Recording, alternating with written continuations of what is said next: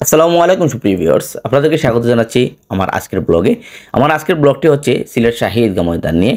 আজ হচ্ছে 31শে মার্চ 2025, পবিত্র ঈদ উল ফিতরের দিন। দীর্ঘ এক মাস সিয়াম সাধনার পরে আমরা পেলাম আজকে একটি খুশির দিন, ঈদের দিন, ঈদ উল ফিতরের দিন। এই দিনে আমরা সবাই একসাথে সিলেট শাহী ঈদগাহ ময়দানে নামাজ পড়ব। প্রায় 2 লক্ষাধিক মুসল্লি একসাথে নামাজ পড়ার মতো একটা সুযোগ তৈরি হয়েছে আমাদের এই সিলেট শাহী ঈদগাহ ময়দানে। সিলেট শাহী ঈদগাহ ময়দান প্রায় 300 বছরের ঐতিহ্যবাহী একটি শাহী ঈদগাহ ময়দান।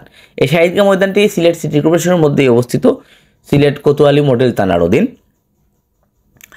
এটি নির্মিত হয় 1700 শতাব্দীতে। স্থপতি ফৌজদার ফরহাদ খাঁ, স্থাপত্যশৈলী মুঘল আমলের। বন্ধুগণ, আমি আগেই বলেছিলাম যে এটি 300 বছরের ঐতিহ্যবাহী একটি শাহী ঈদগাহ ময়দান। এই শাহী ঈদগাহ ময়দান সপ্তদশ শতকের গোড়ার দিকে মুঘল সম্রাট আওরঙ্গজেবের আমলে এই ঈদগাহ নির্মিত হয়। ওই সময় সিলেটের ফৌজদার ফরহাদ খাঁর তত্ত্বাবধানে ঈদগাহটি নির্মিত হয়ে থাকে। সিলেট নগরীর উত্তর পূর্বাংশে টিলাভূমিতে দৃষ্টিনন্দন স্থাপত্যশৈলীতে ঈদগাহটি স্থাপিত হয়। সময়ের সঙ্গে ঈদগাহ অনেক উন্নয়ন হয়েছে।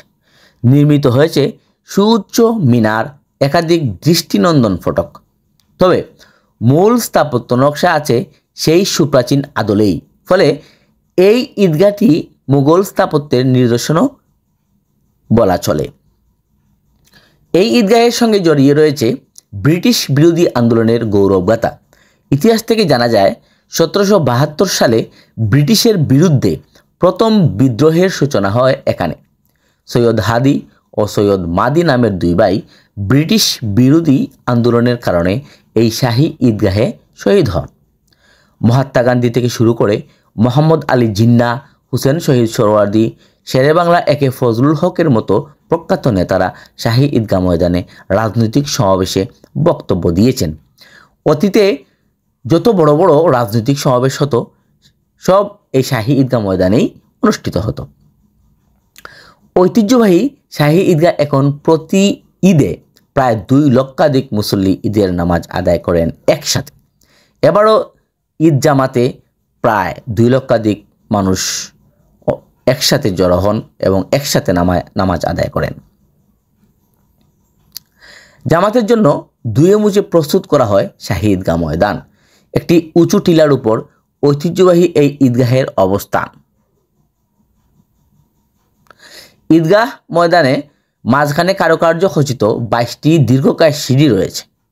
এই সিঁড়ি মারিয়ে উপরে উঠলে দেখা মিলে মূল ঈদগাহের। সেখানে 15টি গম্বুজ, নবনির্মিত সুউচ্চ মিনার, ইমামের দাঁড়ানোর স্তম্ভ রয়েছে। সেখান থেকেই ঈদের খুতবা প্রদান করেন ইমাম সাহেব। মূল অংশের নিচে রয়েছে সুবিশাল ঈদগাহ ময়দান, যেখানে একসঙ্গে নামাজ পড়তে পারেন 1.5 লক্ষাধিক মানুষ। এই অংশে থাকা গাছের সারিও ঈদগাহ ময়দানের সৌন্দর্য বাড়িয়েছে বহু গুণে। এছাড়াও রয়েছে একটি পুকুরও। পুকুরঘাট বাঁধানো, পুকুরের চারিদিকে একসঙ্গে শত শত মুসল্লি অজু করতে পারেন। সাবেক অর্থমন্ত্রী এম সাইফুর রহমান, সাবেক অর্থমন্ত্রী আবুল মাল আব্দুল মুহিতের সময়ও তাদের আগ্রহে ঈদগাহে প্রয়োজনীয় অনেক সংস্কার কাজ করা হয়। 2001 সালে ঈদগাহে বড় 3টি ফটক নির্মাণ করে দেন সিলেটের বিশিষ্ট ব্যবসায়ী জহির উদ্দিন তারুমিয়া। সিলেট সিটি কর্পোরেশনের সাবেক মেয়র আরিফুল হক চৌধুরী দায়িত্বে থাকাকালে ঈদগাহ সুউচ্চ একটি মিনার, কারুকার্যময় নিরাপত্তা প্রাচীর নির্মিত হয়। ঐতিহ্যবাহী এই ঈদগাহের চারপাশে থাকা সড়কপথ আর সীমানা প্রাচীর দিয়ে ঘেরা। ঈদগাহ ঘিরে রয়েছে দেশি বিদেশি কয়েকশো প্রজাতির বৃক্ষ। সিলেটের প্রাচীন ঐতিহ্যের নিদর্শন এই ঈদগাহ এখন পর্যটকদের কাছে আকর্ষণীয় একটি স্থান। সিলেটে যারা বেড়াতে আসেন তাদের অনেকেই ছুটে যান ঐতিহ্যবাহী শাহী ঈদগাহ দেখতে। আমি এখন শাহ মিরাজি মাজার মসজিদে ঢুকে পড়েছি। আর বেশি দূর আগাতে পারছি না, কেননা অনেক জ্যাম, মানুষের অনেক ভিড়, অনেক জটলা। এই জটলা ঠেলে সামনের দিকে আর আগানো সম্ভব না। মাইকেও ঘোষণা দিচ্ছিল যে সামনে আর জায়গা নেই, সো আপনারা যেখানে আসেন সেখানেই বসে পড়েন। তাই আমি শাহ মিরাজি মাজার মসজিদেই বসে পড়লাম। এটি শাহী ঈদগাহের পূর্ব দিকে অবস্থিত। এই মাজারটি শাহজালাল এর 360 আউলিয়ার একজন সদস্য শাহ মিরাজি মাজার বলে থাকি আমরা। উনি 360 আউলিয়ার একজন। সো এটা শাহী ঈদগার বাহিরে অবস্থিত, পূর্ব দিকে অবস্থিত। শাহী ঈদগার দক্ষিণ দিকে বিটিভির একটি আঞ্চলিক শাখা অবস্থিত, আঞ্চলিক কেন্দ্র অবস্থিত এবং আবহাওয়া অফিসও অবস্থিত। পূর্ব দিকে শাহ মিরাজির মাজার এবং পশ্চিমে আমাদের বিদ্যুৎ সাপ্লাই বা আম্বরখানার যে রোডটা সেটা অবস্থিত। তো যাই হোক, সিলেট সিটি কর্পোরেশনের সাবেক মেয়র আরফুল হক চৌধুরী অনেক চেষ্টা করেছেন এই ঈদগাহকে আরও সুন্দর ও আরও সুসজ্জিত কীভাবে রাখা যায়, এই জিনিসটা ওনার চেষ্টা ছিল, উনি করে গেছেন। এবং যারা সংশ্লিষ্ট আছেন এই ঈদগাহর সাথে সবাই চেষ্টা করেছেন এই ঈদগাহকে আরও সুন্দর ও সাফল্যমণ্ডিত করে রাখার জন্য। তো বন্ধুগণ, এই ঈদ আসলেই একটা জিনিস খুব মাথায় ঘুরে, এটি হচ্ছে কাজী নজরুল ইসলামের একটি গান। এই গানটি হচ্ছে রমজানের ওই রোজার শেষে এলো খুশির ঈদ। আমি চেষ্টা করব এখন এই গানটি বা গজলটি, আমরা যেটাই বলি না কেন, ইসলামিক সঙ্গীত বা এই ঈদ উল ফিতরের সঙ্গীত, এটি গেয়ে ভিডিওটি থেকে বিদায় নেওয়ার জন্য। আর আমার কথাবার্তায় অনেক ভুল ত্রুটি থাকতে পারে, এগুলা ক্ষমা সুন্দর দৃষ্টিতে দেখবেন। আমার বন্ধুগণ যারা আছেন সবাই নিশ্চয়ই এই জিনিসটা বুঝবেন যে আমার কিছু সীমাবদ্ধতা আছে। তো বন্ধুগণ, শুরু করছি। ভালো থাকবেন এবং আমি গজলটি গাওয়ার চেষ্টা করছি। অমন রমজানে রই রোজার শেষে এলো খুশির ঈদ, অমন রমজানে রই রোজার শেষে এলো খুশির ঈদ। তুই আপনাকে আজ বিলিয়ে দে শুন আসমানি তাগিদ, তুই আপনাকে আজ বিলিয়ে দে শুন আসমানি তাগিদ।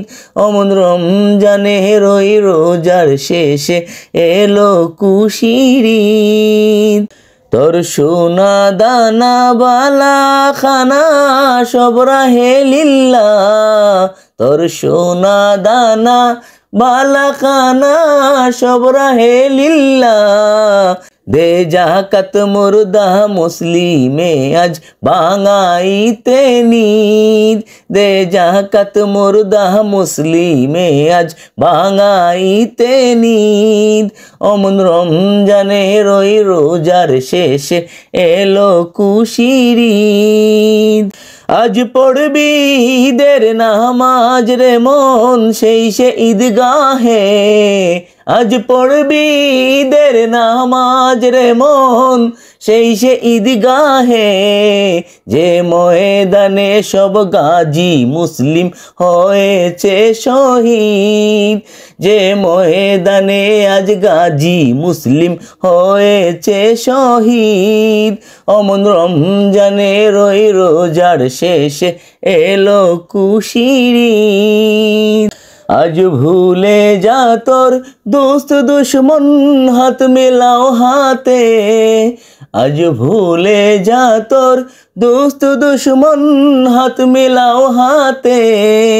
তোর প্রেম দিয়ে কর বিশ্ব নিখিল ইসলামে মুরিদ, তোর প্রেম দিয়ে কর বিশ্ব নিখিল ইসলামে মুরিদ। অমন রমজানে রই রোজার শেষে এলো খুশির ঈদ, অমন রমজানে রই রোজার শেষে এলো খুশির ঈদ।